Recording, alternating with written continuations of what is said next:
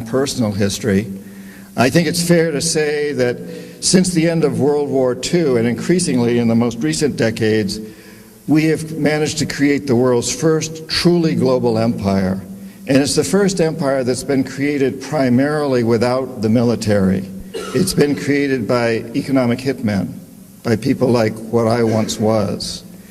And we work many different ways, economic hitmen, but perhaps the most common is that we will identify a third world country that has resources our corporations covet, like oil, and then arrange a huge loan to that country from the World Bank or one of its sisters. But the money never goes to the country. Instead, it goes to our big corporations to build infrastructure projects, power plants, highways, industrial parks, things that benefit a few very rich people in that country, as well as our own corporations, but don't help the majority of the people who are too poor to buy electricity, don't have the skills to get jobs in industrial parks, don't own cars to drive on the highways. And yet those very people, the whole country is left holding a huge debt so that it can't pay for education and social services and health care for its people.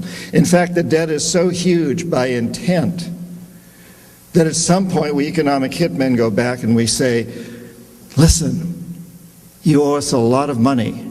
You can't repay your debts, so sell your oil real cheap to our oil companies without regard to the environment.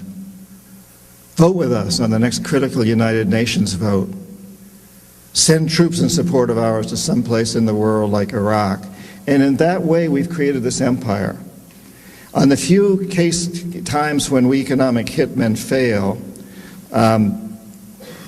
as I talk about in the books, as I failed in Ecuador with Jaime Roldos and in Panama with Omar Torrijos, then the jackals go in.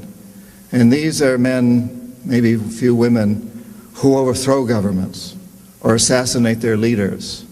So if I'm unable to bring them around, if the economic hitman is unable to bring them around through legal means, what we do is we use legal means through the World Bank, but it's basically corrupting the leaders of these countries. If we're unable to corrupt them, then the jackals go in and take care of them.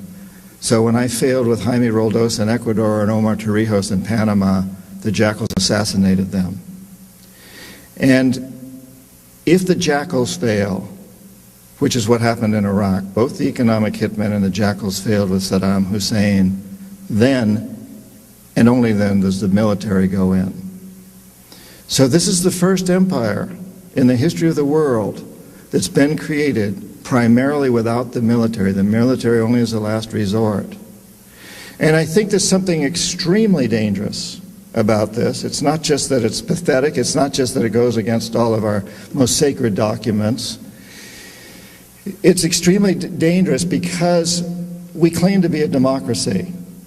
And a democracy is built on the assumption that the electorate is informed. And if the electorate doesn't realize what we're doing internationally, if the electorate doesn't understand the main basis of our foreign policy, which is what I've just described, then the electorate is not informed and therefore cannot vote intelligently. And therefore you even have to question whether we're truly a democracy. Forget about